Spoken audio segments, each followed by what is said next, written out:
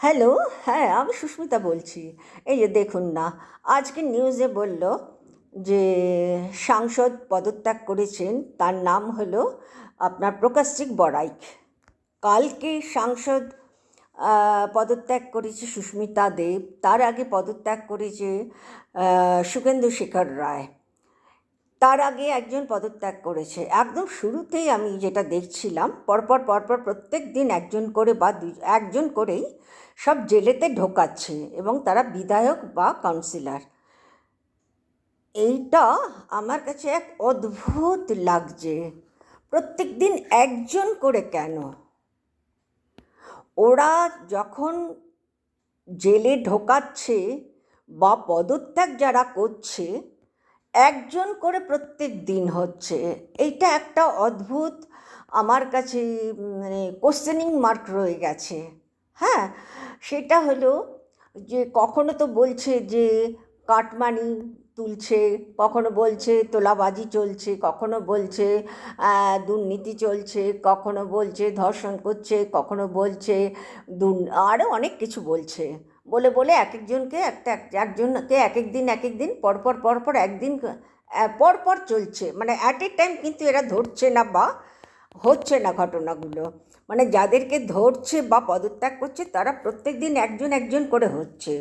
At a time কিন্তু 15 জন, 20 জন, 50 জন হচ্ছে না। এভাবে প্রচুর লোক জেলেতে ঢুকেছে এবং প্রচুর তৃণমূল মানে যারা সদস্য তারা সব দল ছেড়েছে, বড় বড় পজিশনে যারা রয়েছে। এবার আমার একটা সন্দেহ মনের মধ্যে আসছে, জানি না সেটা কতটা সত্য বা মিথ্যে, কিন্তু অদ্ভুত আমার লাগছে। আমাদের রাজ্যে আমাদের মানে রাজ্য তো এখন মানে বিজেপির আওতায়, অর্থাৎ ডবল ইঞ্জিন সরকার চলছে। এর আগে হয়ে গেল বিহারে, সেও ডবল ইঞ্জিন সরকার। টোটাল মোট 21খানা রাজ্যে ডবল ইঞ্জিন সরকার চলছে। এবং ডবল ইঞ্জিন সরকারটা কখন শুরু হচ্ছে? প্রত্যেকবার যখন একটা করে রাজ্যে বিধানসভার ভোট হচ্ছে, তারপরেই কিন্তু এরা জিতে যাচ্ছে এবং ডবল ইঞ্জিন সরকারে পরিণত করছে। রাজ্যকে কিন্তু কোনো স্বাধীনতা দিচ্ছে না কাজ করার। তারা নিজেরা গাইড করছে, তারা নিজেরা চালিত করছে রাজ্যগুলোকে।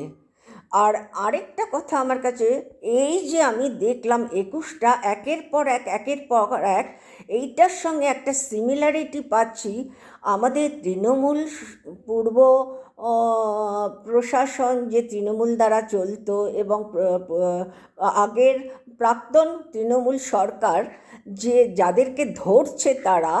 হ্যাঁ, আমরা কোনোদিন এরকম পরিস্থিতি দেখিনি। হ্যাঁ, কোনোদিনই দেখিনি। বয়স তো প্রচুর হলো, কম তো আর হয়নি যে এরকম পরিস্থিতি বা দেশে এরকম রাজনীতি দেখিনি।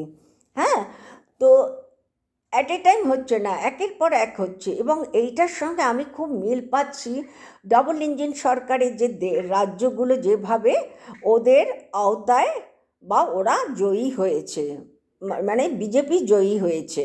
হ্যাঁ, এবং কেন্দ্র চালিত করছে। এবার আমার কথা হচ্ছে, এইখানে এই যে একের পর এক যে দল ছাড়ছে, যারা মুখে এমন এক একটা কথা বলেছে যে এই দল জীবনেও ছাড়বো না, দিদিকে জীবনেও ছাড়বো না, দিদির কাছে আমরা কৃতজ্ঞ, এখানে যেসব চলছে বিজেপির আমরা সেগুলো করব, অমুক করব, তমুক করবো, অনেক কিছু বলছে। এবার আমি কিন্তু প্রথম থেকেই বলছি, আমি কিন্তু কোনো দলের সপক্ষের বিপক্ষে না। তার কারণটা তো এখন তো নিজেরাই আমরা প্রমাণ করতে পারছি যে তৃণমূল দলের যাদেরকে দিদি বিশ্বাস করেছিল তারা কী ধরনের। হ্যাঁ, সেটা তো ধরা যাচ্ছে, দুটো মাথা তো খুব ভয়ঙ্কর ধরা যাচ্ছে, ছেড়ে দিলাম। এখন কথাটা হচ্ছে, এই যে পরপর প্রত্যেক দিন একজন একজন করে যখন দল ছাড়ছে, তাহলে কি আপনারা বলতে পারবেন? জনগণের কাছে এবার প্রশ্ন আমার, আপনারা কি বলতে পারবেন এটা তারা নিজেদের ইচ্ছায় বা স্ব ইচ্ছাতে এরা দল ছেড়ে বিজেপিতে যোগ দিচ্ছে? এরা স্বইচ্ছায় ছেড়ে বিজেপিতে কেন যোগ দিতে যাবে? কংগ্রেস আছে, সিপিএম আছে, আরও ছোটোখাটো দু একটা দল আছে রাজ্যে। ঠিক আছে, তোমাদের না পোষায় না পোষালো, হ্যাঁ, তোমরা দল মানে রাজনীতি ছেড়ে ঘরে থাকো, ঘরে বসে। প্রত্যেকেরই তো মোটামুটি পয়সা টয়সা আছে, টাকা পয়সা, তাদের জীবন চলার মতন যথেষ্ট টাকা পয়সা আছে, কিন্তু তারা বিজেপিতে কেন যোগ দিচ্ছে? That is my question.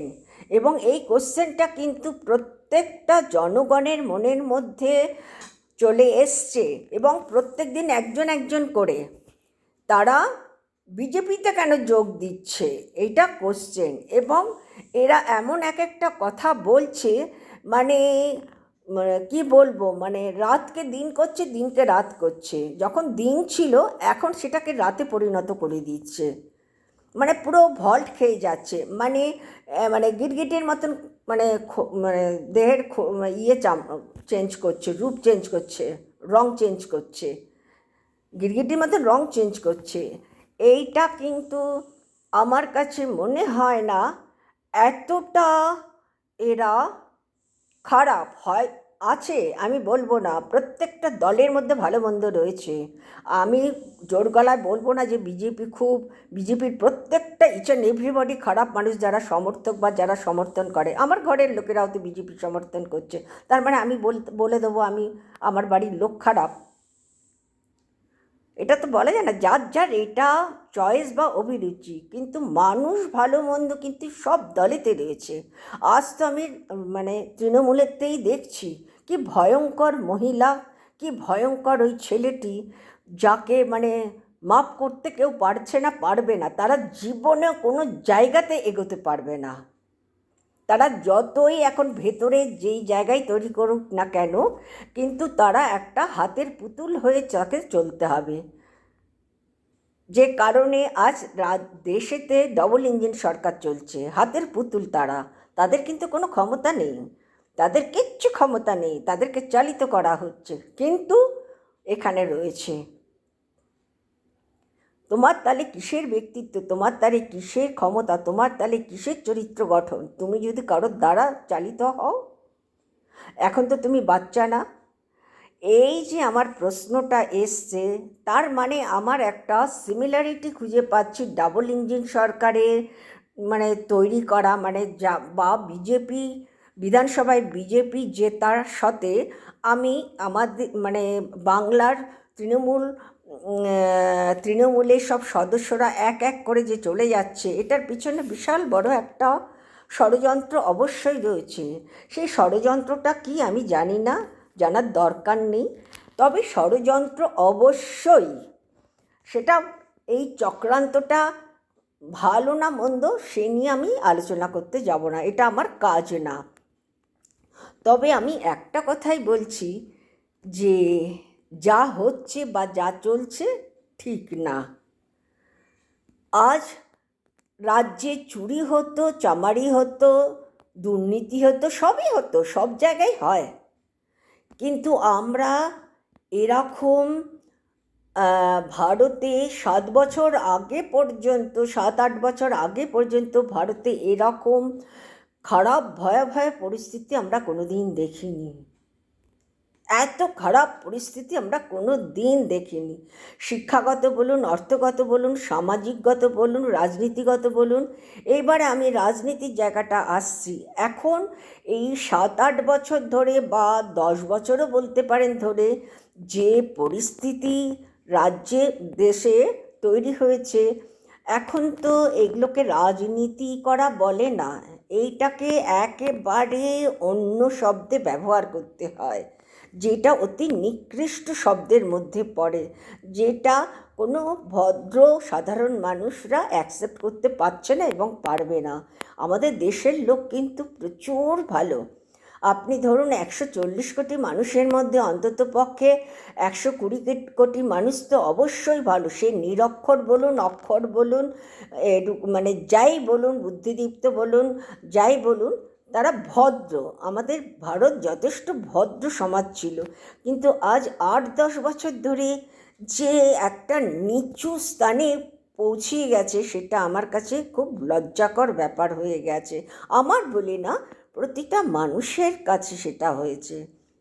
এইটার কবে এইটা পরিবর্তন হবে আমি তো জানি না, আজ পরিবর্তন হবে কি না। আমার প্রত্যেকটা মুহূর্তে প্রত্যেকটা জায়গায় আমার এই একটা কথাই মাথায় আসে, প্লেটো যেটা বলেছে, রাষ্ট্রের লোক যেমন হবে রাষ্ট্র ঠিক তেমনই গড়বে। এটা একেবারেই সত্যি। যারা মাথার উপরে দাঁড়িয়ে রয়েছে সরকারের জায়গাতে, সে যেই সরকারই হোক, তাদের শিক্ষা বা চরিত্রগত গঠন যদি ঠিক না হয়, স্বভাব যদি ঠিক না হয়, পারিবারিক শিক্ষা যদি না হয়, ঠিক এরকম যদি আমাদের 140 কোটি মানুষেরই এরকম হয়, তাহলে সেই দেশ কি করে ভালো হবে? সীমিত মানুষকে দিয়ে তো আর দেশ চলবে না। প্রতিটা মানুষের চিন্তাধারাটাকে এক জায়গায় আনতে হবে, এবং সেই জায়গায় আনা আজ 50 বছর পিছিয়ে গেছে। 7 বছরের মধ্যে যেই জায়গা তৈরি করেছে, আজ 50 বছরের মধ্যেও কোনো সরকার এসে এটাকে তৈরি করতে পারবে কিনা ডাউট আছে। খুন খারাপি, দাঙ্গা বাঙ্গা, বিশৃঙ্খলতা, মানে মারধর, যা না তাই হচ্ছে।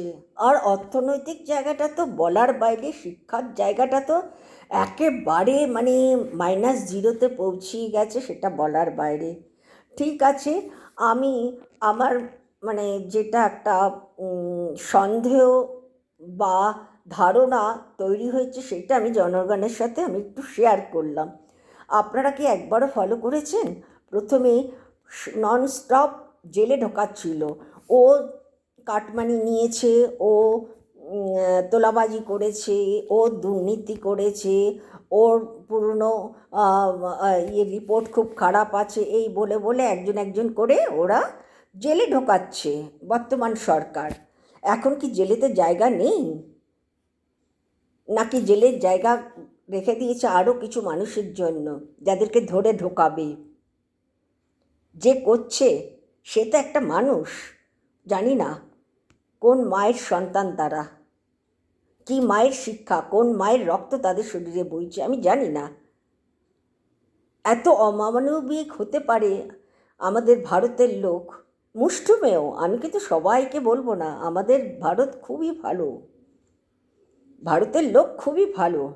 লোক ভালো বলে এখনো পর্যন্ত এই অত্যাচারগুলো দিনের পর দিন আমরা নিজের চোখে দেখছি, ফিল করছি, নিজেরাও বাস্তবের সঙ্গে লড়াই করছি, এভাবে চলছি। ঠিক আছে, আমি সবার মঙ্গল প্রার্থনা করছি, আমি কোনো দলীয়তা না রেখে আমি প্রত্যেকটা মানুষের মঙ্গল কামনা করছি, সকলে ভালো থাকুন। তবে রাজ্য সরকারের কাছে আমার একটা অনুরোধ, এগুলো বন্ধ করুন। যেই রাজনীতির আপনারা চালাচ্ছেন, সারা বিশ্বজুড়ে কোনো জায়গাতে এই নোংরা রাজনীতি হচ্ছে না, এগুলোকে রাজনীতি বলে না। এটা রাজনীতি শব্দের মধ্যে পড়ে না যেগুলো আপনারা করছেন।